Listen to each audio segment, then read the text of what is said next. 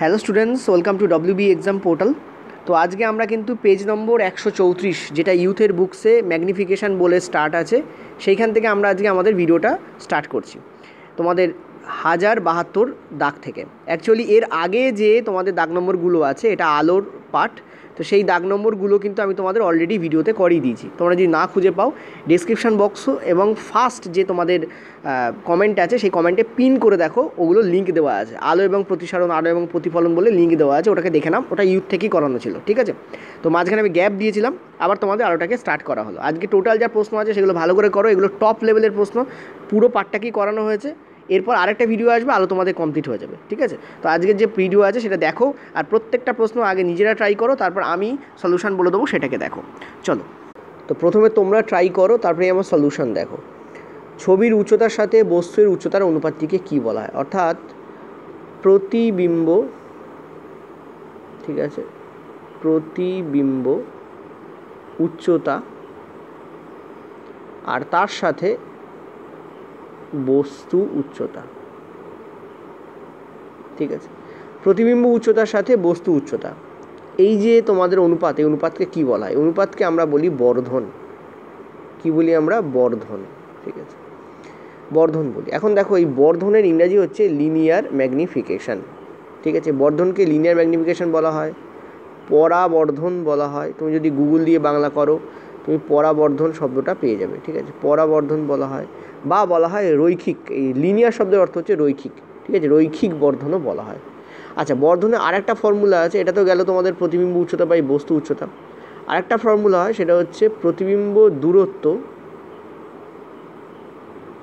প্রতিবিম্ব দূরত্ব বাই বস্তু দূরত্ব,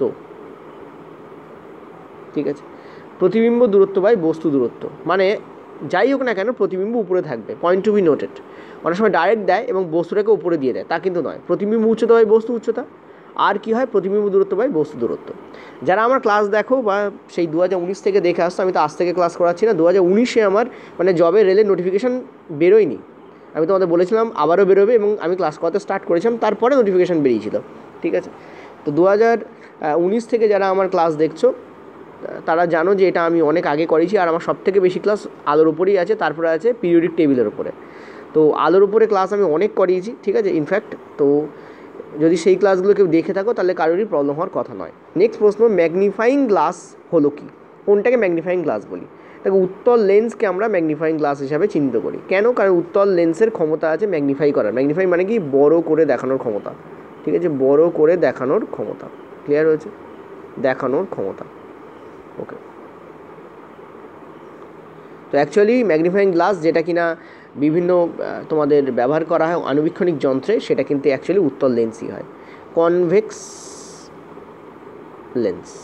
অনেকে এর ইংরাজি চায় কনভেক্স লেন্স, ঠিক আছে? চলো পরের প্রশ্ন। আচ্ছা, এই অঙ্কটা করার আগে, এটা তোমাদের অঙ্ক, একটা নিউমেরিক্যাল, নিজেরা ট্রাই করো ফার্স্ট অফ অল। আরেকটা জিনিস বলি, আমি একটু আগে তোমাদের বর্ধনের দুটো ফর্মুলা লিখেছিলাম, মনে রাখবে বর্ধনের যে দুটো ফর্মুলা লিখেছিলাম ওটা হচ্ছে লেন্সের বর্ধনের ফর্মুলা ওই দুটো হয়, ঠিক আছে? এখানে আমি বলে দিচ্ছি, লেন্সের বর্ধনের ফর্মুলা হচ্ছে ওই দুটো হয়, এবং লেন্সের বর্ধনের দুটো ফর্মুলাতে কিন্তু কোনো মাইনাস থাকে না, দে আর প্লাস। তারা প্লাস দিয়েই হয়, কোনো মাইনাস কিন্তু লেন্সের বর্ধনের ফর্মুলায় থাকে না। লেন্সের বর্ধনের ফর্মুলাগুলো আমি এখানে আরেকবার তোমাদের লিখছি। কি কি? একটা হচ্ছে প্রতিবিম্ব, ঠিক আছে, দূরত্ব বাই বস্তু দূরত্ব, ঠিক আছে? প্রতিবিম্ব দূরত্ব বাই বস্তু দূরত্ব। আর একটা কী বলেছিলাম আমি? দূরত্বের জায়গায় তুমি উচ্চতা নিতে পারো, প্রতিবিম্ব উচ্চতা বাই বস্তু উচ্চতা, ঠিক আছে?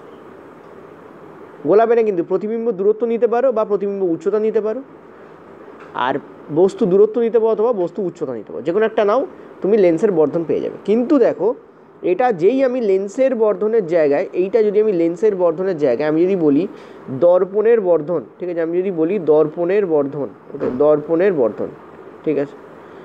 লেন্সের বর্ধনের জায়গায় আমি যদি বলি তোমাদের দর্পণের বর্ধন, ঠিক আছে? তাহলে কি হবে? দেখো, তাহলে মনে রাখবে একটা ঠিকই হয়। অর্থাৎ আমি যদি বলি এই জায়গায় যদি আমি উচ্চতাটাকে ইউজ করি, ঠিক আছে? আমি উচ্চতাটা তোমাকে আমি নিচ্ছি এখানে, আচ্ছা চলো আমি কেটে আরেকবার লিখে দিচ্ছি, ঠিক আছে? অ্যান্ড দুটো ফর্মুলা এখানে মাইনাস হয় না, ঠিক আছে। দর্পণের বর্ধনের ক্ষেত্রে যে ফর্মুলা সেটা হচ্ছে প্রতিবিম্ব তোমাদের উচ্চতা বাই বস্তু উচ্চতা, যেটা আগের বারেও ছিল, এবং এটার সঙ্গে দর্পণের বর্ধনের এই ফর্মুলাটার সঙ্গে লেন্সের বর্ধনের ফর্মুলা পুরোপুরি ম্যাচ করে, কোনো প্রবলেম নেই, ঠিক আছে।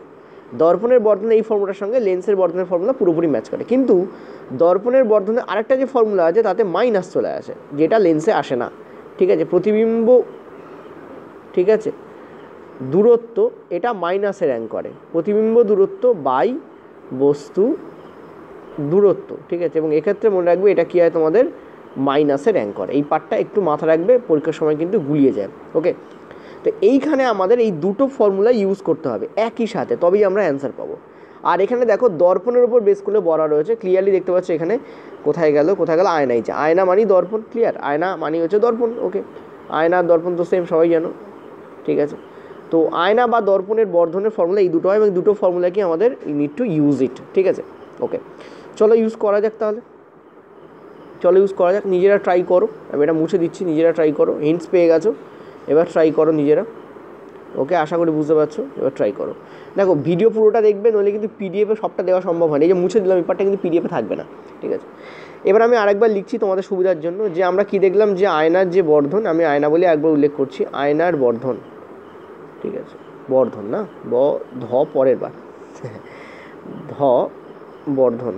তো আয়নার বর্ধনের যে ফর্মুলা হয় সেটা আমাদের কি হয়, সেটা আমি একটু আগে কী বললাম, প্রতিবিম্ব, পরাফল মানে প্রতিবিম্ব, প্রতিবিম্ব উচ্চতা বাই বস্তু উচ্চতা, এটা একটা হয়। আর কি হয় আমাদের, আর হয় আমাদের প্রতিবিম্ব দূরত্ব, কিন্তু এটা নেগেটিভে র্যাঙ্ক করে, প্রতিবিম্ব দূরত্ব বাই আমরা কি জানি, বস্তু দূরত্ব, ঠিক আছে, বস্তু দূরত্ব, ঠিক আছে। এই দুটো হয় আমাদের, প্রতিবিম্ব দূরত্ব বাই বস্তু দূরত্ব, কিন্তু এটা মাইনাসে র্যাঙ্ক করবে, এইটা মাথা রাখতে হবে, ঠিক আছে, অলওয়েজ এটা মাইনাসে র্যাঙ্ক করে। এবার দেখো আমাদের এখানে কী চেয়েছে, আমাদের এখানে চেয়েছে প্রতিবিম্ব উচ্চতাই চেয়েছে, মানে এইটাই আমাদের চেয়েছে, এই ওপরে যেটা আমি লিখেছি এই পার্টটাই আমাদের চেয়েছে। তো এই পার্টটাকে আমি এক্স ধরে নিচ্ছি, এই পার্টটাকে আমি ওয়াই ধরে নিচ্ছি, ঠিক আছে। বা একটা কাজ করি, চলো ওই পার্টটাকে শুধু এক্স ধরে নিই, বাকি পার্টগুলো তো আমি বসাবো। এই পার্টটা হচ্ছে এক্স, এক্স, আর বস্তু উচ্চতা আমাদের কী দেওয়া আছে, ক্লিয়ারলি দেখতে পাচ্ছ, বলা আছে যে 1.2 সেমি উচ্চতার একটা বস্তুকে বসানো আছে, তাহলে বস্তু উচ্চতা আমাদের কী হবে, 1.2 সেমি, ঠিক আছে, ইকুয়াল টু মাইনাস প্রতিবিম্ব দূরত্ব, প্রতিবিম্ব দূরত্ব আমাদের কী বলেছে, এই প্রতিবিম্ব দূরত্ব কিন্তু এখানে 60ই হবে, ঠিক আছে। কেন 60 হবে, কারণ দেখো এখানে বলে দিয়েছে 60 সেমি দূরত্বে বাস্তব চিত্র পেতে, তার মানে চিত্র 60 সেমি দূরে তৈরি হচ্ছে, তাহলে প্রতিবিম্ব দূরত্ব, এই বাস্তব চিত্র মানে হচ্ছে প্রতিবিম্ব 60 সেমি দূরে তৈরি হবে, এখানে আমরা 60 বসাবো, ঠিক আছে। আর বস্তু দূরত্ব কী হবে, দেখো বস্তু দূরত্ব কোথায় রাখা হয়েছে, 30 সেমি দূরে রাখা হয়েছে বস্তুটাকে, দেখো বস্তুকে 20 সেমি ফোকাল দৈর্ঘ্যের একটা অবতল আয়নার সামনে 30 সেমি দূরে রাখা হয়েছে, তো 30 সেমি দূরে, ঠিক আছে। এই হচ্ছে আমাদের ক্যালকুলেশন আসবে, ক্লিয়ার। তো এখান থেকে আমরা দেখতে পাচ্ছি পরিষ্কারভাবেই আমাদের অ্যান্সার যেটা আসবে সেটা আমাদের নেগেটিভে আসবে, ঠিক আছে। তো পজিটিভ যে ভ্যালুগুলো আছে সেগুলো আগে কাটো, ওপরের দুটোর মধ্যে যে কোনো একটা অ্যান্সার হবে। দেখো আমি আসতে বোঝাচ্ছি, অঙ্ক অসুবিধা হতে পারে সেই জন্য। তো এটা যদি কাটো, এটা আমাদের করছে -2, আর এক্স -2 ইন্টু 1.2 তোমাদের দিচ্ছে -2.4, তো this is the correct answer, first option, ঠিক আছে। এটা আমাদের কারেক্ট অ্যান্সার হলো, এটাও কেটে গেল, বলো বুঝলে কিনা, ঠিক আছে। প্রতিবিম্ব উচ্চতা বাই বস্তু উচ্চতা ইকুয়াল টু তোমাদের মাইনাস প্রতিবিম্ব দূরত্ব বাই বস্তু দূরত্ব, মাইনাস শব্দটাকে ভুলবে না, আয়নার বর্ধনে কিন্তু মাইনাস থাকে একটাতে, ডিস্ট্যান্স যে ফর্মুলা তাতে মাইনাস থাকে, প্রতিবিম্ব দূরত্ব মানে ডিস্ট্যান্স, ঠিক আছে, যেটা লেন্সের বর্ধনে থাকে না। চলো পরের প্রশ্ন, একটি সাধারণ ম্যাগনিফাইং গ্লাসে কি থাকে, দেখো ম্যাগনিফাইং গ্লাস বলেছে, সো অ্যান্সার তোমাদের অবতল লেন্স তো হবে না। কেন অবতল লেন্স হবে না, কারণ দেখো অবতল লেন্স, ঠিক আছে, অবতল লেন্স, দেখো অবতল লেন্সে বেসিক্যালি ছোট প্রতিবিম্ব উৎপন্ন হয়, ক্ষুদ্র বা ডিমিনিশড তোমাদের প্রতিবিম্ব উৎপন্ন হয়, যেহেতু ছোট প্রতিবিম্ব উৎপন্ন হয় সেহেতু অবতল লেন্সকে কখনোই ম্যাগনিফাইং গ্লাসের জন্য ব্যবহার করা হয় না। আরেকটি জিনিস মনে রাখবে, ফোকাস দৈর্ঘ্য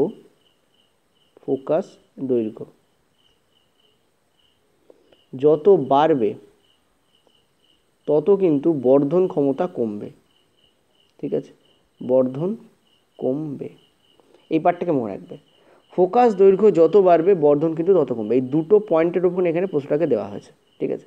তো দেখো এখানে উত্তল লেন্স তো হবে বুঝলাম, কিন্তু দু ধরনের উত্তল লেন্স দেওয়া হয়েছে, একটা হচ্ছে উচ্চ ফোকাল আর দুটো হচ্ছে সংক্ষিপ্ত ফোকাল, সংক্ষিপ্ত মানে অল্প, তো অ্যান্সার আমাদের এইটা হবে। কেন, কারণ ফোকাস দৈর্ঘ্য যত বাড়বে বর্ধন তত কমবে, বর্ধন ক্ষমতা তত কমে যাবে, তো সাধারণ একটা ম্যাগনিফাইং গ্লাসে ডেফিনেটলি তো আমরা ছোটো ফোকাল দৈর্ঘ্যের উত্তল লেন্স ব্যবহার করা হয়, কারণ ফোকাল দৈর্ঘ্য যত ছোট হবে বর্ধন পাওয়ার তত বেশি হবে। ক্লিয়ার হয়েছে? চলো পরের প্রশ্ন, বর্ধন মানে ম্যাগনিফাইং পাওয়ার।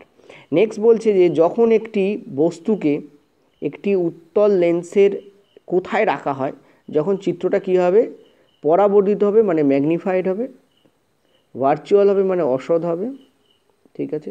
আর এখানে বলেছে খাড়া, খাড়া মানে সোজা, ঠিক আছে।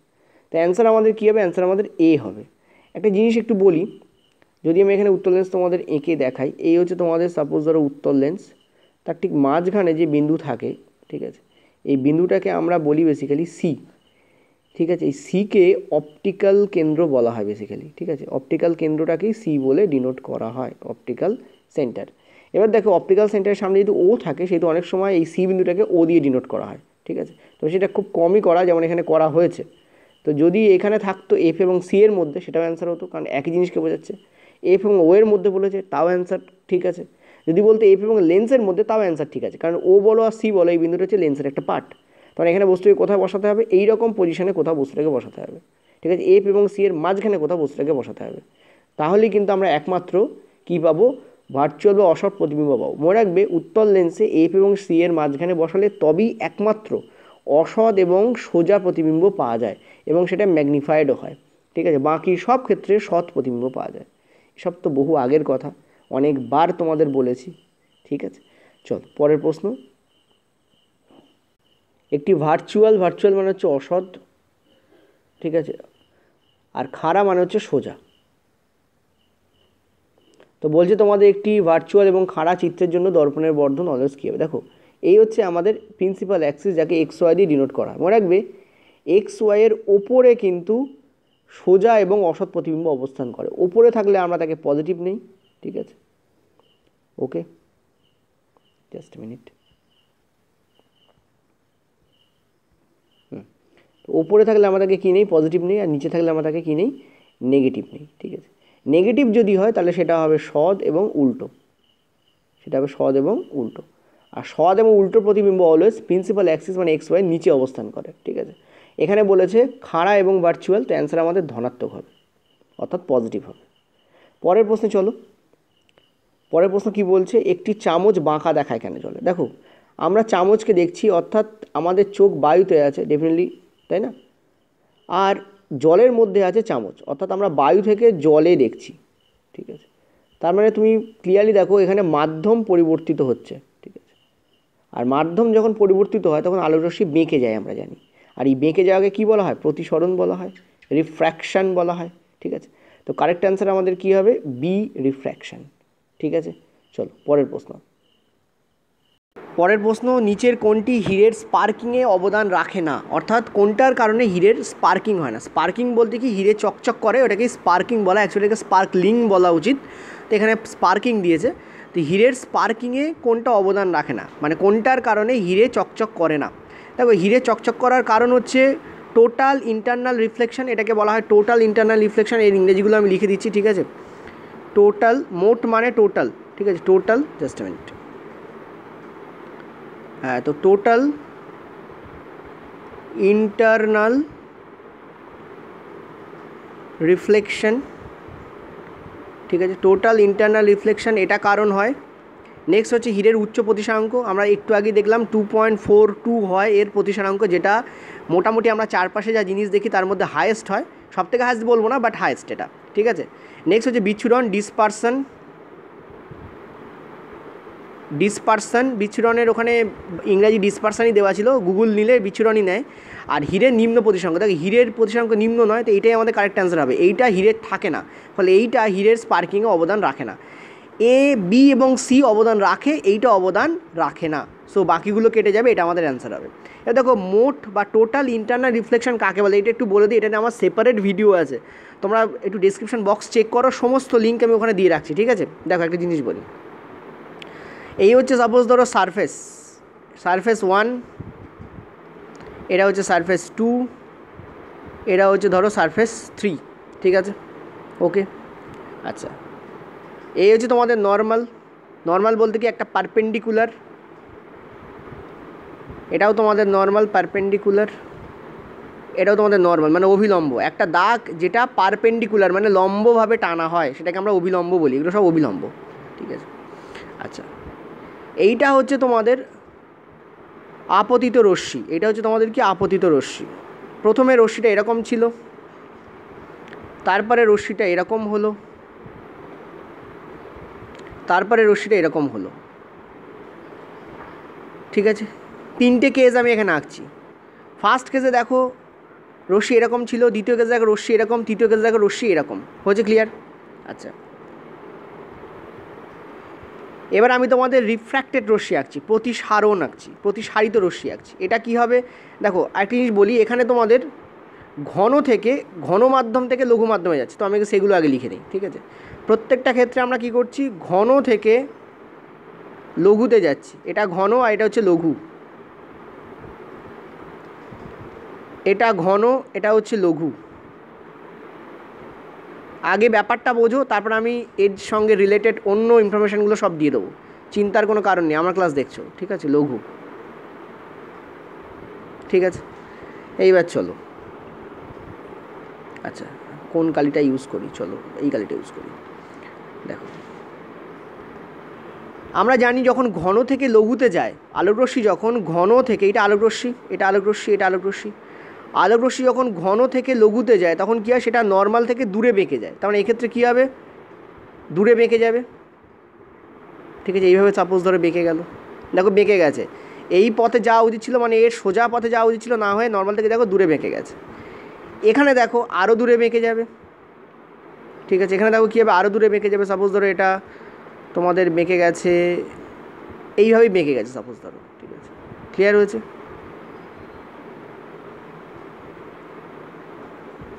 ওকে, তুমি দেখো একটা জিনিস,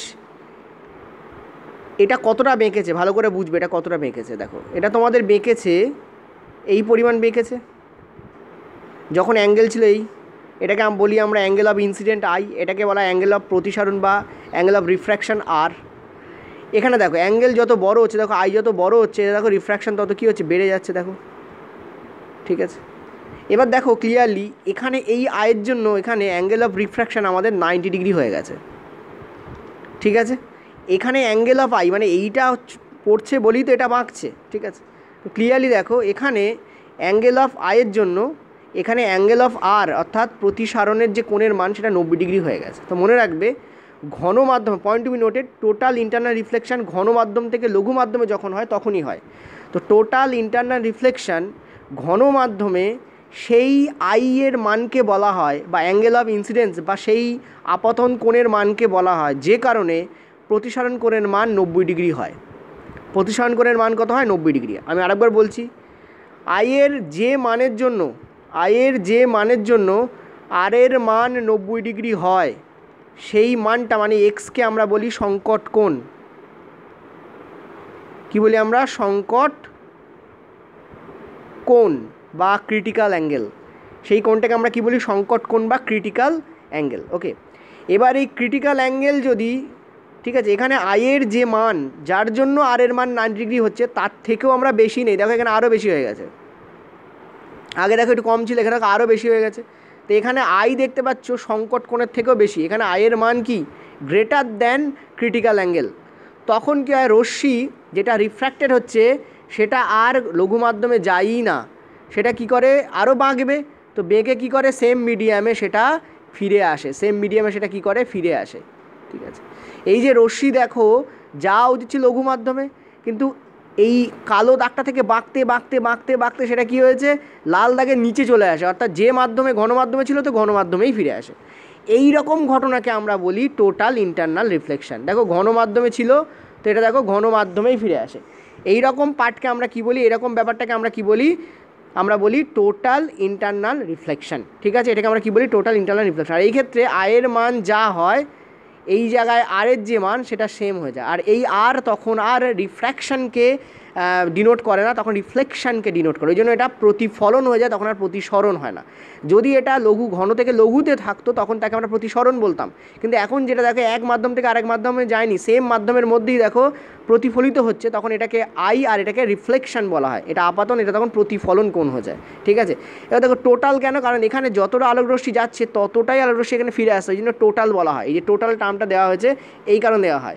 ইন্টারনাল কেন, দেখো ঘন থেকে ঘনতেই যাচ্ছে, অর্থাৎ বাইরের কোনো মাধ্যমে যায় না, ইন্টারনালি সেটা রিফ্লেক্টেড হয়, ওই জন্য এটাকে ইন্টারনাল বলা হয়। রিফ্লেক্টেড কেন বলা হয়, কারণ দেখো যে মাধ্যমে আছে সেই মাধ্যমেই ফিরে আসছে, তখন এটাকে আমরা রিফ্লেকশন বলছি। এখানে আই আর আর এর মান কী হয়, সেম হয়ে যায়, কারণ আমরা জানি প্রতিফলনের সূত্র অনুযায়ী যে আপতিত কোণের মান আর প্রতিফলন কোণের মান সেম হয়, এখানে তাই হয়।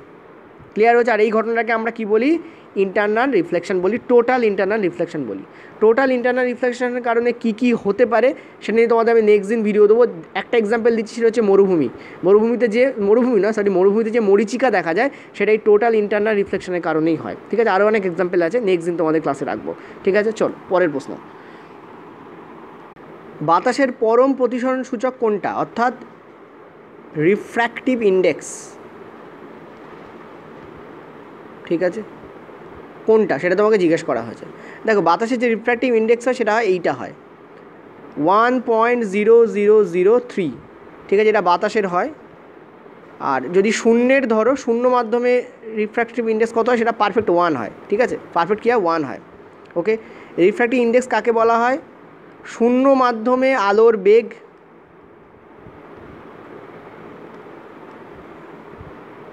বাই অন্য যে কোনো মাধ্যমে আলোর বেগ, অন্য মাধ্যমে আলোর বেগ, এই দুটোর যে অনুপাত তাকে আমরা বলি কি, তাকে আমরা বলি রিফ্র্যাক্টিভ ইন্ডেক্স। ওকে, শূন্য মাধ্যমে আলোর যা বেগ, অন্য মাধ্যমে আলোর বেগ, এই দুটোর মাধ্যমের মধ্যে বিয়োগ করলে তাকে আমরা বলি রিফ্র্যাক্টিভ ইন্ডেক্স। মনে রাখবে এটা অলওয়েজ গ্রেটার দ্যান 1 হয়, এটা অলওয়েজ গ্রেটার দ্যান 1 হয়। যেমন বাতাসের ক্ষেত্রে দেখো সামান্য বেশি হয়ে যাবে, কারণ কি, কারণ ওপরেরটা সব থেকে বড়ো হয়, শূন্য মাধ্যমে আলোর বেগ সব থেকে বড়ো হয়, এটা মোস্ট হয়, সব থেকে বড়ো। ঠিক আছে, আর বাকিগুলো এর থেকে কমই হবে, বাতাসেও এর থেকে সামান্য কমই হয়। এবার দেখো অনেক সময় শূন্য মাধ্যমে আলোর বেগ ওপরে নেওয়া হয়, কারেক্ট, এটা বাতাসের যখন নির্বাচন করা হয় তখন সব থেকে হায়েস্টটাকে নেওয়া হয় শূন্য মাধ্যমে আলোর বেগ। কিন্তু যখন অন্য কোনো মাধ্যমে করা হয়, যেটা বাতাস ছাড়া অন্য কোনো, তখন অনেক সময় বাতাসে আলোর বেগ বাই অন্য মাধ্যমে আলোর বেগ এভাবে করা হয়, কারণ বাতাসে আলোর বেগ আর শূন্য মাধ্যমে আলোর বেগ একদম কাছাকাছি হয়, ক্লোজেস্ট হয়। ঠিক আছে, ক্লোজেস্ট হয়, ওই জন্য অনেক সময় এভাবেও তোমাদের রিফ্র্যাক্টিভ ইন্ডেক্স বের করা হয়। ওকে, তো অ্যাকচুয়াল ফর্মুলা হচ্ছে এইটা, কিন্তু অনেক সময় ওপরে বাতাসকেও নেওয়া হয়। ঠিক আছে, যেটা মোস্ট অফ দ্য মানে 99.99 ক্ষেত্রে এই রিফ্র্যাক্টিভ ইন্ডেক্সের মান 1-এর বেশি হয়। কেন বেশি হয়, কারণ শূন্য মাধ্যমে আলোর বেগ বেশি হয়।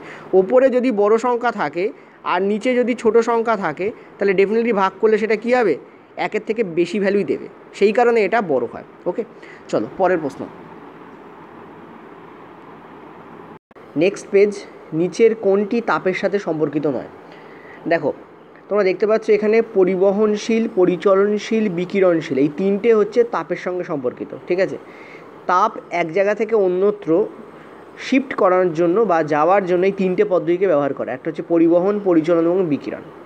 এইটা প্রতিসরণ, এটা হচ্ছে আমাদের লেন্সের সঙ্গে সম্পর্কিত, মানে আলোর সাথে সম্পর্কিত। ঠিক আছে, প্রতিসরণ বা রিফ্র্যাকশন। তো আমরা এটাকে কী বলতে পারি, এইটাই একমাত্র তাপের সঙ্গে সম্পর্কিত নয়। এই কারণেই এই কোশ্চেন্সটাকে বেসিক্যালি আলোর মধ্যে ঢোকানো হয়েছে, বাট এটা অ্যাকচুয়ালি তাপের প্রশ্ন। ঠিক আছে, তো দেখো পরিবহন আমি একটু বলে দিই। যখন তাপ এলো, পরিবহন হচ্ছে কি, তুমি কোনো গরম চামচে হাত দিলে তোমার হাতে ছ্যাঁকা লাগে। ঠিক আছে, এইটা হচ্ছে পরিবহনের ফলাফল, অর্থাৎ দুটো মেটেরিয়াল একে অপরের সঙ্গে টাচ করছে, এই মেটেরিয়ালটা এর সঙ্গে কী হচ্ছে, টাচ হচ্ছে, আর এইটা যদি গরম হয় তাহলে এই টাচের ফলে এর মধ্যে কী হচ্ছে, তাপ সঞ্চারিত হচ্ছে। এইটাকে বলি আমরা পরিবহন, এটাকে আমরা কী বলি, পরিবহন। ঠিক আছে, পরিচলনের ক্ষেত্রে মনে রাখবে, ধরো এখানে বাতাস আছে, পরিচলন বেসিক্যালি কী হয়, যেগুলো প্রবাহমান, যেমন বাতাস। ঠিক আছে, বাতাস থেকে জলে যদি তাপ যায় তখন সেটা পরিচলন পদ্ধতিতে যায়। পরিবহনের ইংরেজি হচ্ছে, মানে পরিবহন যেটা আমরা তাপের জন্য বলি, ঠিক আছে, কমিউনিকেশন নয়, যেটা আমরা নর্মাল তাপের জন্য বলি, এটাকে বলা হয় কন্ডাকশন। পরিবহন হচ্ছে কন্ডাকশন, পরিচলন হচ্ছে কনভেকশন। ঠিক আছে, কনভেকশন। আর বিকিরণ হচ্ছে রেডিয়েশন। পরিবহন এবং পরিচালনের ক্ষেত্রে মাধ্যম প্রয়োজন হয়, যেখানে বিকিরণের ক্ষেত্রে কোনো মাধ্যম প্রয়োজন হয় না, যে কারণে সূর্য থেকে তাপ, মানে তাপ এবং আলো দুটোই কিন্তু আমাদের পৃথিবীতে আসে, এবং এটা এই কারণেই আসে কারণ বিকিরণ পদ্ধতি ওখানে চালু থাকে, রেডিয়েশন চালু থাকে। যদি বলা হয় পরিবহন পরিচালনার বিকিরণের মধ্যে ফাস্ট কোনটা, সব থেকে বিকিরণ হচ্ছে সব থেকে ফাস্ট হয়, সব থেকে স্লো কোনটা, পরিবহন স্লো, তারপরে পরিচালন, আর সব থেকে ফাস্ট হচ্ছে আমাদের বিকিরণ। ঠিক আছে, আশা করি বুঝতে পারছো। তাপ এবং আলো, তাপ হচ্ছে ইলেকট্রোম্যাগনেটিক ওয়েভ, সো ওটা কিন্তু কী হয়, মাধ্যম ছাড়াও আমাদের কি বলে আমাদের পৃথিবীতে আসতে পারে। ঠিক আছে, যেমন সূর্য এবং পৃথিবীর মধ্যে পুরো ফাঁকা স্থান আছে, তথাপি তাপ এবং আলো কিন্তু চলে আসে। ঠিক আছে, তো অ্যান্সার আমাদের কোনটা হবে এখানে, এখানে কোশ্চেন্স অনুযায়ী অ্যান্সার হবে আমাদের প্রতিসরণ। ওকে, আচ্ছা নেক্সট তোমাদের 1082 দাগ, জলের প্রতিসাঙ্ক যদি 4/3 হয় তাহলে জলে আলোর গতি কত হবে। দেখো কোথায় করি এটা, দেখো জলের প্রতিসাঙ্ক 4/3 বলতে কী বোঝায়, সেটা হচ্ছে যে আগে দেখো প্রতিসারাঙ্ক বলতে কী বোঝায় সেটা বোঝো। প্রতিসারাঙ্ক বলতে বোঝায় বাতাসে আলোর গতিবেগ, ঠিক আছে, বাই জলে আলোর গতিবেগ। ঠিক আছে, বাতাসে আলোর যা গতিবেগ তাকে যদি তুমি জলে আলোর গতিবেগ দিয়ে ভাগ করো তাহলে যেটা পাওয়া যায় সেইটা হচ্ছে এখানে 4/3। বাতাস বাই জল মানেই 4/3 তা কিন্তু নয়, আশা করি বুঝতে পারছো। বাতাসে আলোর বেগ বাই জলে আলোর বেগ, এটাকে আমরা কি বলি, এটাই হচ্ছে প্রতিসারাঙ্ক, সেইটাই এখানে লেখা আছে 4/3। তো আমরা সবাই জানি যে বাতাসে আলোর বেগ কত হয়। ঠিক আছে, আর যদি না জানো এটাকে তোমাদের একটু মাথা রাখতে হবে, 3 × 10⁸ হয়। ঠিক আছে, 3 × 10⁸ মিটার পার সেকেন্ড হয়। ঠিক আছে, আর তাহলে তোমাকে বলেছে জলে আলোর বেগ কত, তো এর ওপর বেস করে তোমাকে এখানে নির্বাচন করতে বলেছে। ঠিক আছে, তো আমরা কী করব, জলটাকে ওদিকে দিয়ে দেবো। যদি জলের ভ্যালু, জাস্ট এ মিনিট, যদি জলের ভ্যালু এখানে এক্স ধরে নাও, সাপোজ ধরো জলের যে গতিবেগ যেটা এখানে দেওয়া হয়েছে সেটাকে আমরা এক্স ধরে নিচ্ছি, তাহলে কী হচ্ছে এখানে হচ্ছে তোমাদের 9 × 10⁸ বাই তোমাদের 4, ওদিকে চলে যাচ্ছে এক্স, এই এক্সের ভ্যালু হচ্ছে তোমাদের জলে আলোর গতিবেগ দেবে। ঠিক আছে, এইটাই আমরা এখানে এক্স ধরে নিয়েছি। তো এখান থেকে কী দেখতে পাচ্ছি, দেখো এটা তোমাদের তো 4 × 2 = 8, 10, 2.25 হচ্ছে × 10⁸ হচ্ছে, তার মানে কোন অপশানটা, ফার্স্ট অপশান। হলো ক্লিয়ার? চল পরের প্রশ্ন। বলছে একটি মাধ্যমে আলোর গতির অনুপাত ও শূন্যের আলোর গতির অনুপাতকে কী বলা হয়। অলওয়েজ মাথা রাখবে, একটু আগেই তোমাদের যেটা বলেছি, একটি মাধ্যমে আলোর গতির অনুপাত এবং শূন্য আলোর গতির অনুপাতকে বলা হয় তোমাদের প্রতিসরণ সূচক। কই আছে, এই যে, ঠিক আছে, রিফ্র্যাকশন ইন্ডেক্স। কী বলা হয়, রিফ্র্যাকশন ইন্ডেক্স বলা হয় এটাকে। একটু আগে তোমাদের যেটা বললাম যে বাতাস, এখানে দেখো অনেক সময় বাতাস ধরা হয় অথবা শূন্যও ধরা হয়। ঠিক আছে, যদিও বাতাস আর শূন্যে দুটোতে আলোর গতিবেগ সামান্য ডিফার করে। ঠিক আছে, কারণ শূন্য মানে সেখানে বাতাসও নেই, যদিও বাতাসের যা ডেনসিটি সেটা এক্স্যাক্টলি প্রায় সেম হয় শূন্যের ক্ষেত্রে, সেই জন্য বাতাস অথবা শূন্য ধরা হয়। আর তার সঙ্গে নিচে যে কোনো একটা মিডিয়াম, এই দুটোর যে অনুপাত, আমরা এই যে দাগটা দিচ্ছি মাঝখানে, এই দাগটাই হচ্ছে অনুপাতের চিহ্ন। তো বাতাস বা শূন্য = এক্স মানে অন্য কোনো একটা মাধ্যমে আলোর গতি, এর যে অনুপাত হয় এটাকে আমরা কি বলি, প্রতিসরণ সূচক বলি। ঠিক আছে, এবার একটা জিনিস বলি, বাতাসে আলোর যে গতিবেগ হয়, ঠিক আছে, সেটা হয় তোমাদের 2 যেটাকে রাউন্ড ফিগারে 3 ধরা হয়, 2.9970 × 10⁸ মিটার পার সেকেন্ড। ঠিক আছে, মিটার পার সেকেন্ড, যেখানে এটা বাতাস। ঠিক আছে, দুটোকে রাউন্ড ফিগারে 3ই ধরা হয়। যেখানে শূন্য মাধ্যমে, যেখানে বাতাসও নেই, সেখানে আলোর যে গতিবেগ হয় সেটা হয় 2.9979, মানে এইটাই শুধু একটু পার্থক্য হয়। আর এখানেও 10⁸ মিটার পার সেকেন্ড তোমাদের থাকে। ঠিক আছে, মিটার পার সেকেন্ড। তো তুমি দেখতে পাচ্ছ ডিফারেন্স কিছুই নেই, অল্পই ডিফারেন্স আছে, আর এই দুটোকেই 3 বলেই ধরা হয়, রাউন্ড ফিগারে 3 ধরা হয়। ঠিক আছে, তো মনে রাখবে অনেক সময় রেল এর ওপরেও প্রশ্ন করে দিতে পারে, বাতাসে হয় এইটা আর শূন্য হয় এক্স্যাক্টলি এইটা।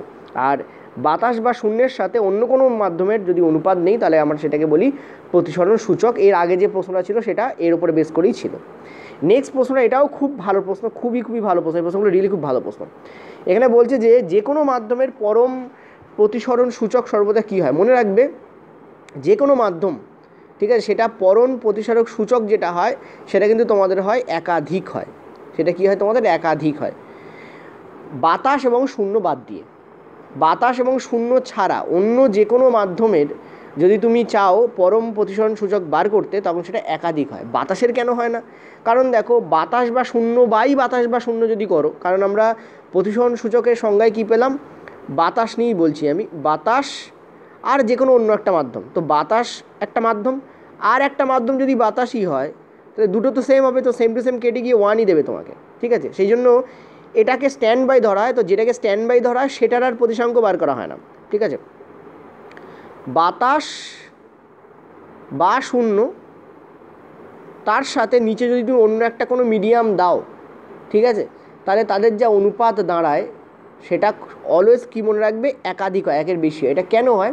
কারণ মনে রাখবে বাতাসে আলোর গতিবেগ সব থেকে বেশি হয়, ফলে নিচে মানে বাতাস বা শূন্য বলতে পারো, কারণ দুটোকেই 3 × 10⁻10 বলে, মানে সরি 10⁸ বলে ধরা হয়। তো বাতাস বা শূন্য এটা ওপরে তার মানে বড়টা থাকছে, আর নিচে থাকছে ছোটোটা, কারণ এক্সে অবশ্যই বাতাস বা শূন্য ছাড়া অন্য যে কোনো মাধ্যমে আলোর গতিবেগ কী হবে, কমই হবে, আর নিচে থাকছে আমাদের ছোটোটা, ঠিক আছে, স্মল। তো ওপরে আমাদের বড়টা, নিচে আমাদের ছোটোটা, তাহলে এই ভ্যালুটা অবশ্যই একের বেশি হবে, তাই না? ওপরে যদি কোনো জিনিস বড় হয় নিচেরটার থেকে ভাগ করলে অবশ্যই একের বেশি তোমাকে অ্যান্সার দেবে। ওই জন্য অলওয়েজ মনে রাখবে একাধিক হয়, একাধিক মানে একের অধিক, একের বেশি। সেটাকে গুগলে করেছি বলে একাধিক করে দিয়েছে, মোর দ্যান 1। ইংলিশ ছিল এখানে কি, আমি লিখে দিচ্ছি, যাদের প্রবলেম আছে, মোর দ্যান 1, এইটা তোমাদের ইংলিশ ছিল, ঠিক আছে, মোর দ্যান 1 ছিল। হলো ক্লিয়ার? চলো পরের প্রশ্ন। রাতে তারা ঝিকিমিকি এর কারণ কি? ঠিক আছে, টুইঙ্কলিং অফ স্টার। দেখো টুইঙ্কলিং অফ স্টারের কারণ হচ্ছে বায়ুমণ্ডলীয় প্রতিসরণ, ঠিক আছে, আমি লিখে দিচ্ছি অ্যাটমসফেরিক রিফ্র্যাকশন, ঠিক আছে, রিফ্র্যাকশন, এটাকে কি বলা হয়, অ্যাটমসফেরিক রিফ্র্যাকশন, ঠিক আছে। আচ্ছা, আরেকটা জিনিস বলি, আলোর বিচ্ছুরণ দু জায়গায় রয়েছে। এবার যখন অ্যাকচুয়াল প্রশ্ন আমি দেখলাম তখন সেখানে একটাতে ডিসপারশন, একটাতে স্ক্যাটারিং ছিল, ঠিক আছে। তো অ্যাকচুয়ালি ডিসপারশনের বাংলা বিচ্ছুরণ হয়, আর স্ক্যাটারিংয়ের বাংলা হয় ছড়িয়ে পড়া। বিচ্ছুরণ ছড়িয়ে পড়ার মধ্যে সাময়িক পার্থক্য আছে, ঠিক আছে। প্রিজমে তোমরা দেখেছো, ঠিক আছে, এই যদি আমাদের একটা সাদা রঙের আলো হয়, আমরা জানি যখন প্রিজমের মধ্য দিয়ে যায় তখন সেটা 7টা রঙে কী হয়, ভেঙে যায়। এই যে 7টা রঙে ভেঙে যাওয়া প্রিজমের মধ্য দিয়ে আছে, আমি এটা ভালো করে আঁকলাম অদ্ভুতভাবে, যখন আঁকবো তখন ভালো করেই আঁকি। জাস্ট a minute, দেখো এই হচ্ছে একটা প্রিজম, সাপোজ ধরো, ঠিক আছে, আর কোনো সাদা রঙের লাইট, সাপোজ ধরো এটা হচ্ছে সাদা রঙের লাইট, ঠিক আছে। এটা যখন আসে তখন সেটা একটা বিভিন্ন 7টা রঙে আমরা জানি সেটা ভেঙে যায়। এই যে 7টা রঙে ভেঙে যাওয়া, এটা কিন্তু মেনলি হয় কী কারণে, আলোর বিচ্ছুরণের কারণে, ঠিক আছে, ডিসপারশনের কারণে। এটা হচ্ছে ডিসপারশন। তোমরা ইংলিশ টার্মটাকে খেয়াল রেখো, কারণ ভুল করে রেলও অনেক সময় কী করতে পারে, দুটোতেই বিচ্ছুরণ দিয়ে দিতে পারে, তখন তোমাদের কী করতে হবে, ইংলিশটা চেক আউট করতে হবে, ঠিক আছে। আর এই কারণেই আমাদের তৈরি হয় রামধনু বা রেনবো, ঠিক আছে। তো রেনবো তৈরি হওয়ার মেন কারণ কিন্তু এখানে মনে রাখতে হবে, সেটা হচ্ছে আলোর বিচ্ছুরণ। এটা হচ্ছে মেন পয়েন্ট, তোমাদের মাথায় রাখতে হবে। নেক্সট যেটা আমি এখানে হলুদ এঁকেছি, আবছা হলুদ এঁকেছি, ওটা অ্যাকচুয়ালি সাদা রঙের লাইট, ঠিক আছে। হোয়াইট লাইট 7টা আলোতে ভেঙে যায়, এটাকে আমরা বলি ডিসপারশন বা রেনবো। আর বিচ্ছুরণের উপরেও কিন্তু আলাদা করে কোশ্চেন্স আসে, কোন লাইটের তোমার তরঙ্গ দৈর্ঘ্য কোনটা, কোন লাইট আগে যায়, কোন লাইট পরে আসে, এগুলো স্ক্যাটারিং কোন লাইটের কম হয়, কোন লাইটের বেশি আসে, এগুলো নিয়ে প্রশ্ন আসে। আচ্ছা, নেক্সট হয় তোমাদের আলোর, এটাকে বিচ্ছুরণ বা স্ক্যাটারিং তোমরা বলতে পারো। ওকে, একটা জিনিস বলি, তোমরা একটু দেখে নিও ডিসপারশনের বাংলা আদৌ বিচ্ছুরণ হয় কিনা, ঠিক আছে। আমার বাংলা মনে নেই, আমি ইংলিশ টার্মটাকে মনে রাখি, ওই জন্য ইংলিশ টার্ম দিয়ে আমি এখানে তোমাদের পড়াচ্ছি, ঠিক আছে, তোমরা একটু দেখে নিও। নেক্সট হচ্ছে স্ক্যাটারিং। ওকে, স্ক্যাটারিংয়ের কারণে কী কী হয় তোমরা জানো, যে লাল রঙের সূর্যাস্ত হয় এবং সূর্যোদয় হয়, আমি লাল দিয়ে লিখছি। লাল রঙের কী হয় আমাদের, সূর্যাস্ত, সানরাইজ অ্যান্ড সানসেট, সূর্যোদয়, ঠিক আছে। তো এই যে লাল রঙের সূর্যাস্ত আর সূর্যোদয় হয়, এটা বেসিক্যালি কিন্তু স্ক্যাটারিংয়ের কারণে হয়, ঠিক আছে। আর একটা জিনিস তোমরা জানো যে আমরা আকাশকে নীল লিখি, তাই না? আকাশকে আমরা কী দেখি, নীল দেখি। এই যে আকাশ নীল, এটাও কিন্তু কী কারণে হয়, এই স্ক্যাটারিংয়ের কারণে হয়। তো এইগুলো তোমাদের পরীক্ষায় প্রশ্ন আসে যে কোন কারণে কোনটা হয়, ঠিক আছে। তো এখানে আমি সবটাই তোমাদের বলে দিলাম, হতে পারে পরবর্তীকালে আরও প্রশ্ন এর উপর আছে। চলো পরের প্রশ্ন। এটা কিন্তু ভালো প্রশ্ন, ভেরি ভেরি ইম্পর্ট্যান্ট প্রশ্ন। বলছে যে যখন আলোকরশ্মি একটি ঘন মাধ্যম থেকে একটি বিরল মাধ্যমে ভ্রমণ করে তখন এটি কী হয়, বেঁকে যায়, ঠিক আছে। এবং এটি বেঁকে যায় কীভাবে বাঁকে, দেখো আমি তোমাদের বলে দিই, তার আগে আমাকে একটু ড্র করতে দাও ফার্স্ট। এই হচ্ছে তোমাদের হচ্ছে প্লেন, এই হচ্ছে তোমাদের অভিলম্ব, ঠিক আছে। এই সবুজটা হচ্ছে তোমাদের কি, অভিলম্ব। অভিলম্ব হচ্ছে একটা লম্ব বেসিক্যালি, ঠিক আছে। আর এই হচ্ছে তোমাদের আপতিত রশ্মি, এই হচ্ছে তোমাদের কি, আপতিত রশ্মি, ঠিক আছে। ওকে, এবার তোমাদের কি বলছে দেখো, এখানে এই হচ্ছে তোমাদের আপতিত রশ্মি, যেটা আপতিত হচ্ছে, ঠিক আছে। এই হচ্ছে তোমাদের অভিলম্ব, এই হচ্ছে তোমাদের আপতিত রশ্মি। এবার তোমাদের বলছে যে ঘন মাধ্যম থেকে লঘু মাধ্যমে যাচ্ছে, মানে আমরা ধরে নেব ওপরে যেটা আছে, ওপরে, ঠিক আছে, আপারে, ওপরে, ওপরে যেটা আছে, আমি দেখো কী সুন্দর ইংরাজি বললাম, আপারে ওপরে যেটা আছে সেটা আমরা ধরে নেবো হচ্ছে কাঁচ। সাপোজ ধরো ওপরে যেটা আছে সেটা হচ্ছে আমার কাঁচ, ঠিক আছে, এটা হচ্ছে আমার কাঁচ, এটা হচ্ছে আমার কাঁচ। ওকে, তো এখানে কি বলছে, এখানে বলছে কাঁচ থেকে এটা আমার, এটা সাপোজ ধরো কাঁচ, ঠিক আছে, কাঁচ, এটা হচ্ছে কাঁচ। তো কাঁচ থেকে এটা মানে ঘন মাধ্যম থেকে এটা বিরল মাধ্যম মানে বাতাসে প্রবেশ করছে। আমি এখানে লিখেও দিচ্ছি তোমাদের, ওপরেরটা হচ্ছে কাঁচ, একটু দেখিয়ে দিই কারণ এরপর তো পরীক্ষা চলে আসবে আর কোনো দিনই দেখাতে পারবো না, ঠিক আছে। এটা হচ্ছে তোমাদের কাঁচ, আর নিচের এই পোর্শনটা হচ্ছে তোমাদের বাতাস, ঠিক আছে, এটা হচ্ছে আমাদের কি বাতাস, বাতাস। এবার কি বলেছে দেখো, এবার তোমাদের বলছে যে কাঁচ থেকে সেটা বাতাসে যাচ্ছে, তো কি হবে মনে রাখবে, যখন কাঁচ থেকে বাতাসে যায় তখন বেসিক্যালি কী হয়, এই যে রশ্মিটা আছে না, এই রশ্মিটা অবিলম্ব থেকে দূরে বেঁকে যায়, ঠিক আছে, এই রশ্মিটা কী হয়, অবিলম্ব থেকে দূরে বেঁকে যায়। ওকে, কাঁচ থেকে দেখো যে অ্যাঙ্গেলে আসছিল অবিলম্ব থেকে আরও কাছে আসা উচিত ছিল, কিন্তু সেটা হয় না, তুমি দেখতে পাচ্ছ এটা ক্লিয়ারলি কী হয়, দূরে বেঁকে যায়। ওকে, এটা কী হয়, দূরে বেঁকে যায়। এটা কেন হয় সরি এটা এই কারণেই হয়, তার কারণ কাঁচে যে স্পিড থাকে, জাস্ট আ মিনিট, কাঁচে যে স্পিড থাকে সেটা অনেক কম হয়, আর বাতাসে আলোর যে স্পিড হয় সেটা অনেক বেশি হয়, ঠিক আছে। ওকে, বাতাসে আলোর যে স্পিড হয় সেটা অনেক বেশি হয়। মনে রাখবে ঘন মাধ্যমে আলোর স্পিড কম হয় কারণ সেটা ঘন, তাই না, আর লঘু মাধ্যমে আলোর স্পিড বেশি হয়, ঠিক আছে। তোমাকে যদি বন্দুক ফায়ার করতে বলা হয় একটা দেয়ালের মধ্যে, তাহলে তুমি দেখবে গুলি বেশি দূর যাবে না, আর তোমাকে যদি ওপরে মানে বাতাসে ফায়ার করতে বলা হয় তাহলে দেখবে গুলি অনেক দূর যাবে। তো এখানে ব্যাপারটা অনেক সেমভাবে মনে রাখতে পারো, এর মধ্যে যখন আলো প্রবেশ করে মানে গুলি প্রবেশ করে তখন বেশি দূর এগোতে পারে না কারণ স্পিড কমে যায়, দেয়ালের মধ্যে দিয়ে যাচ্ছে, মানে এখানে কাঁচের মধ্যে দিয়ে যাচ্ছে। আর যখন লঘু মাধ্যমে যায় তখন এর স্পিড কী হয়, বেড়ে যায়, ঠিক আছে। তো আমরা ক্লিয়ারলি দেখতে পাচ্ছি, তো আমার অ্যান্সার আমাদের কী হবে, অবিলম্ব থেকে দূরে বাঁকে এবং গতি বৃদ্ধি পায়। তো এইটা আমাদের কারেক্ট আনসার, এই দেখো এখানে রয়েছে, অবিলম্ব থেকে দূরে এবং গতি কী হয়, এর বৃদ্ধি পায়। এই প্রশ্নটা ভালো প্রশ্ন, অনেকেই জানে অবিলম্ব থেকে দূরে না কাছে, কিন্তু গতি বৃদ্ধি পায় না কমে যায় সেটা অনেকে জানে না। কিন্তু তোমাদের মাথায় যদি নাও জানতে, কিন্তু উপস্থিত বুদ্ধি তো ফলাতে পারতে, বাতাসে সব থেকে বেশি হয়, সবাই জানে এটা, বাতাস বা শূন্যে সব থেকে বেশি শূন্যে হয়, তারপর বাতাসে হয়, ঠিক আছে। তো এখানে তুমি কাঁচ আর একটা বাতাস ধরে নাও, ঘনকে কাঁচ ধরো, এটা ঘন, আর বাতাসকে তুমি লঘু ধরো। তো উপস্থিত বুদ্ধি অনেক সময় ফলাতে হয়, যা আমি জানবো না তার মানে আমি অ্যান্সার দিতে পারবো না তা কিন্তু নয়, ঠিক আছে, প্র্যাকটিক্যাল বুদ্ধি ফলালে অ্যান্সার দেওয়া যায়। চলো পরের প্রশ্ন, পরের প্রশ্ন, এই দুটো ইজি প্রশ্নই আছে একসাথে রেখেছি।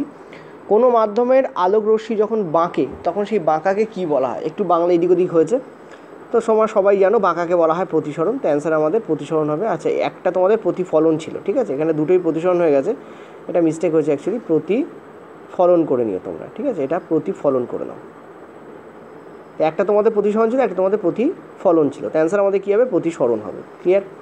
নেক্সট হচ্ছে একটি কাঁচের গামলায় বাঁকে কীভাবে, একটু আগেই তোমাদের বললাম, এক মাধ্যম থেকে যখন যায় তখন আয়দার সেটা দূরে বেঁকে যাবে, আর যদি এটা হয় তোমাদের যখন ঘন থেকে লঘুতে যাচ্ছে তখন সেটা দূরে বাঁকে, আর যখন লঘু থেকে, ঠিক আছে, দূরে বাঁকবে, আর যখন সেটা লঘু থেকে তোমাদের ঘনতে যাচ্ছে তখন সেটা কি হয়, কাছের দিকে বেঁকে যায়, ঠিক আছে, দেখতে পাচ্ছ আশা করি, লঘু ওপরটা, নিচেটা হচ্ছে ঘন।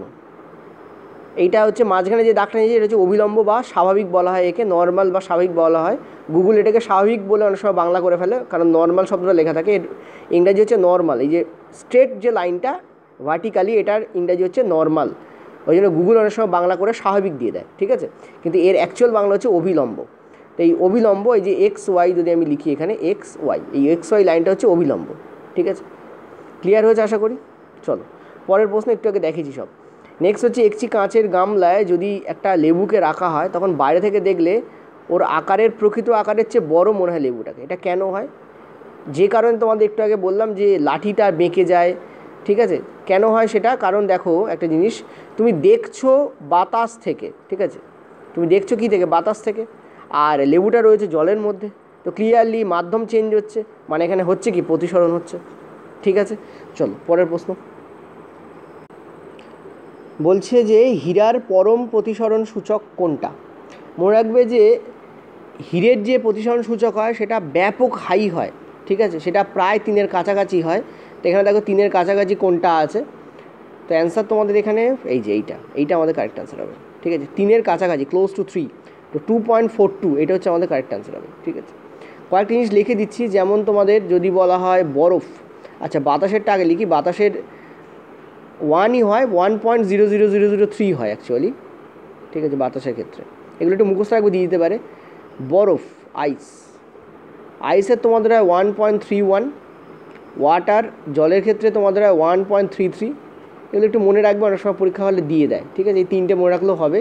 গ্লাসের ক্ষেত্রে যদি বলি কাঁচ, ঠিক আছে, কাঁচটা একটু মনে রাখো, অনেক সময় কাঁচের পড়ে যায়, সব আমার মুখস্থ নেই, কয়েকটা মুখস্থ আছে। এটা 1.5 হয়, জাস্ট এ মিনিট।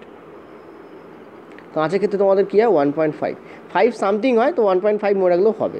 ঠিক আছে, তো এয়ার হচ্ছে তোমাদের 1.003, আইস হচ্ছে তোমাদের 1.31, ওয়াটার হচ্ছে তোমাদের 1.33, কাঁচ হচ্ছে তোমাদের 1.5, আর হিরেটা মনে রাখো ডাইরেক্ট পড়ে যায় 2.42। আমি এটা কীভাবে মনে রাখি, ক্লোজ টু 3 মনে রাখি, 3-এর কাছাকাছি সব থেকে যে ভ্যালুটা সেইটা আসবে। হ্যাঁ, অনেক সময় রেল পাখামো করে 5.2 দিয়ে দিতে পারে, 2.52, বাট সেটা হওয়া উচিত নয়, 2.42 মনে রাখলে ভালো হয়। ঠিক আছে, চলো নেক্সট পরের প্রশ্ন তোমাদের বলছে, নিচের কোন পদার্থর দৃশ্যত ঘনত্ব কম? ঠিক আছে, অপটিক্যাল ডেন্সিটি বলা হয়। দৃশ্যত ঘনত্ব ইংরেজি হচ্ছে অপটিক্যাল ডেন্সিটি। ঠিক আছে, অপটিক্যাল ডেন্সিটি বলতে কি বোঝায়, ওই ঘন মাধ্যম আর লঘু মাধ্যমের যে ব্যাপারটা বললাম, ওর ওপর বেস করে অপটিক্যাল ডেন্সিটি তোমাদের এখানে নির্বাচন করা হয়। তো বলছে কার কম হয় কার বেশি হয়, এখানে কার কম বলেছে। ঠিক আছে, দেখো বায়ু সব থেকে কম হয়, বাতাসের ঘনত্ব সব থেকে কম, তারপর বাকিগুলো যাবে, তো অ্যান্সার আমাদের এখানে বাতাসই হবে। ঠিক আছে, এটা ইজি প্রশ্ন। চলো পরের প্রশ্ন, যখন আলো একটি লঘু মাধ্যম থেকে ঘন মাধ্যমে প্রবেশ করে তখন এটি ধীর হয়, ডেফিনেটলি স্পিড কমে যায়। কেন কমে যায়, কারণ দেখো লঘু থেকে ঘনতে প্রবেশ করছে। লঘু অর্থাৎ বাতাসে গুলি বেশি দূর যাবে, নাকি ঘন মানে দেয়ালের মধ্যে দিয়ে গুলি কম মানে বেশি দূর যাবে? অবশ্যই ঘন মাধ্যমে গুলির বেগ কমে যাবে। ঠিক তেমনই আলোর গতিবেগ এখানে কমে যায়। তো লঘু মাধ্যম মানে আমরা এখানে এয়ার বলতে পারি। ঠিক আছে, আর ঘন মাধ্যম বলতে আমরা কাঁচ ধরতে পারি। ঠিক আছে, কাঁচ ধরতে পারি। এখানে তোমাদের কি বলেছে, যে একটি আলো যখন লঘু থেকে ঘনতে যাচ্ছে তখন এটি ধীর হয় এবং কি হয়, একটু আগেই আমরা দেখলাম যখনই লঘু থেকে ঘনতে যায়, ঠিক আছে, তখন সেটা কি হয়, যে নর্মাল আছে বা স্বাভাবিক, যেটাকে আমরা একটু আগে বললাম গুগল বাংলা করে স্বাভাবিক দেয়, এখানে সেটাই বলেছে, স্বাভাবিকের দিকে বেঁকে যায়। ঠিক আছে, এখানে কারেক্ট অ্যান্সার কী হবে, এইটা কারেক্ট অ্যান্সার হবে, স্বাভাবিকের দিকে বেঁকে যায়। লঘু থেকে ঘনতে গেলে স্বাভাবিকের দিকে বাঁকে, ঘন থেকে লঘুতে গেলে স্বাভাবিক থেকে দূরে সরে যায়। স্বাভাবিক ইংরেজি কিন্তু নর্মাল। ঠিক আছে, কী হয়, নর্মাল। যদি কারোর বাংলায় প্রবলেম হয় সেই ইংলিশগুলোকে দেখে করতে পারো। নেক্সট পরের প্রশ্ন, নিম্নলিখিত বিকল্পগুলির মধ্যে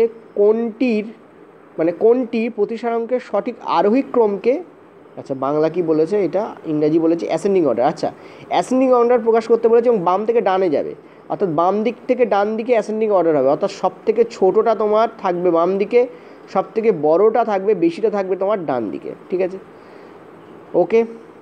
তো দেখো, যত ঘনত্ব বাড়বে, পয়েন্ট টু বি নোটেড, এটা কীভাবে করবে দেখো, বেসিক আইডিয়া আমি তোমাদের বলে দিই, যদি কারো জানা না থাকে, কারণ সব তো মুখস্থ করা সম্ভব নয় যে আমরা দেখে দেখে করবো। মনে রাখবে, যত ঘনত্ব আমাদের বেশি হবে তত সেক্ষেত্রে কী হবে, প্রতিসারাঙ্কের মান তত বাড়বে। ঘনত্ব যত বেশি, প্রতিসারাঙ্কের মান তত বেশি হবে। যেমন দেখো, বাতাসের প্রতিসারাঙ্কের মান সব থেকে কম হয়, শূন্যে তো 1ই হয়, বাতাসে 1-এর থেকে একটু বেশি হয়, 1.003। ঠিক আছে, তারপর আইসে বললাম 1.31, ওয়াটারে বললাম 1.33। তুমি দেখতে পাচ্ছ ঘনত্ব যত বাড়ছে তত কী হচ্ছে, তার প্রতিসারাঙ্ক তত কী হচ্ছে, বেড়ে যাচ্ছে। তুমি বলবে স্যার আইসে, তাহলে দেখো আমি একটা জিনিস বলি, এখানে অনেকে বলায় বরফে 1.31 আর জলে 1.33 কেন হয়, অর্থাৎ সামান্য বেশি কেন হয়ে যায়? বরফ আর জল ঘনত্ব তো বরফের বেশি নর্মালি আমরা ধরি। মনে রাখবে, বরফের ঘনত্ব কিন্তু সব থেকে খুব যে বেশি তা কিন্তু নয়, কারণ আমরা জানি যখন বরফকে জলের মধ্যে দেওয়া হয় তখন বরফ কিন্তু জলে ভাসে। Point to be noted. ঠিক আছে, এবং এগুলো একটু মাথা রাখতে হবে। ওকে, আর এখানে অ্যাকচুয়াল ঘনত্বের কথা বলা হচ্ছে না, এখানে দৃশ্যত ঘনত্বের কথা বলা হচ্ছে, অপটিক্যাল ডেন্সিটির কথা বলা হচ্ছে। এগুলোও মাথা রাখতে হবে, এই টার্মগুলোকে মাথা রাখবে। আমি না বলছি আর ভাবছি যে তোমাদের বোঝাতে পারছি তো, ঠিক আছে, সেই জন্য কথা বলতে একটু প্রবলেম হচ্ছে, অনেক সময় ভেবে ফেলছি যে বোঝাতে পারছি কিনা, এই ভাবনা বারবার আসছে। যাই হোক, চলো, নিম্নলিখিত বিকল্পগুলির মধ্যে কোনটি প্রতিসারাঙ্কের সঠিক অ্যাসেন্ডিং অর্ডারকে দর্শায় বাম থেকে ডানে, অর্থাৎ সব থেকে কমটা লাস্টে থাকবে, সব থেকে বেশিটা আমাদের এদিকে থাকবে। তুমি ক্লিয়ারলি দেখতে পাচ্ছ রক সল্ট, ঠিক আছে, সল্ট মানে একটা দানা, আর সেটা ডেফিনেটলি ঘনত্ব বেশি হবে তার, তো অবশ্যই আমাদের এটা কেরোসিন হবে, ঠিক আছে, এটা কেরোসিন, ঠিক আছে। তো ডেফিনেটলি সেটা তো আমাদের লাস্টেই থাকবে।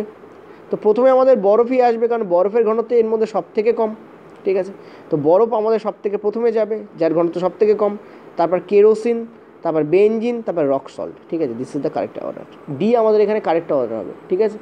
কেরোসিন আর বেনজিনের মধ্যে তোমাদের গোলাতে পারে, বেনজিন অনেক বেশি থকথকে হয় কেরোসিনের থেকে, কেরোসিন অনেক বেশি হালকা হয়, অনেক বেশি লঘু হয়, বেনজিনের অনেক বেশি কী হয়, থকথকে হয়, ঠিক আছে। তো বরফ, কেরোসিন, বেনজিন, তারপর রক সল্ট। ক্লিয়ার হয়েছে আশা করি। চলো পরের প্রশ্ন, নিচের কোন মাধ্যমটির নিম্ন প্রতিসাঙ্ক আছে, মানে সর্বনিম্ন প্রতিসাঙ্ক আছে, ঠিক আছে। তো একটু আগে আমরা দেখলাম যে বায়ুর প্রতিসাঙ্ক হচ্ছে 003, ওকে, বা আর একটা জিরো তুমি অ্যাড করতে পারো। অ্যাকচুয়ালি দেখো বায়ুর প্রতিসাঙ্ক আমি ওখানে একটু মিস্টেক করেছিলাম, 1.0003 হয়, ঠিক আছে।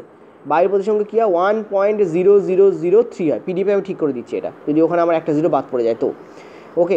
আর হীরের প্রতিসংখ্য বললাম সব থেকে বেশি হয় 2.42 হয়, 3-এর কাছাকাছি। তেল বলতে কেরোসিন তেল ধরতে পারো, কেরোসিন তেলের হচ্ছে তোমাদের 1.5-এর কাছাকাছিই হয়, ঠিক আছে। কেরোসিন তেল, তারপর তোমাদের বলতে পারো যে গ্লাস, এগুলো সব 1.5-এর কাছাকাছি হয়, ঠিক আছে। এটা মনে রাখবে, কেরোসিন তেল, গ্লাস, গ্লাস মানে হচ্ছে কাঁচ, কাঁচের কথা বলছি, যে কোনো অয়েল এবং কাঁচ এগুলোর মোটামুটি 1.5-এর কাছাকাছি হয়।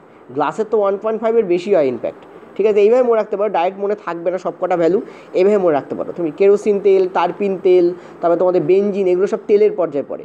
এদের যে ভ্যালু হয় সেটা 1.5-এর কাছাকাছি হয়। বারবার কেন বলছি, অ্যাটলিস্ট মনে না থাকলেও এটুকু তো মনে থাকবে, আমার গলার কণ্ঠস্বর যদি কারোর মনে থাকে যে 1.5 দাদা বলেছিল বা স্যার বলেছিলেন, ঠিক আছে।